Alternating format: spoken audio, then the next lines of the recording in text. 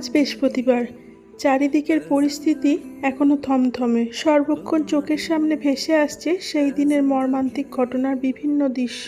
সেদিনের ঘটনার জন্য আজও আমরা শোকাহত ও আতঙ্কিত। আজকের লাঞ্চ মেনুটা ছিল একদম সিম্পল ও সাদামাটা। লাঞ্চে ছিল ভাত, এখানে শশা কেটেছিলাম, আর এদিকে রয়েছে ইলিশ মাছের মাথা দিয়ে কচুর শাক, আলু ও পটল দিয়ে পাতলা করে কাতলা মাছের ঝোল, আর প্রতিদিনের মতো আমের টক।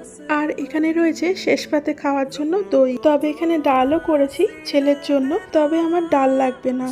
এই সব কিছুর মধ্যে আমার সবচেয়ে পছন্দের রেসিপি হলো কচুর শাক। এটা পেলে আর কিচ্ছু লাগে না। এরপর সন্ধ্যাবেলায় ছেলের আবদারে বানিয়েছিলাম চিকেন কাটলেট, যেটা দেখতে অতটা ভালো না হলেও খেতে কিন্তু দারুণ হয়েছিল। বরমশাই আর ছেলে খেয়ে তো সার্টিফিকেট দিয়েই দিল যে দোকানের থেকেও ভালো হয়েছে খেতে। খুব সহজে বাড়িতে আমি এটা কিভাবে বানাই একদিন তোমাদের সাথে শেয়ার করব রেসিপিটা। আজ তাহলে আসি, সকলে খুব ভালো থেকো, বাই।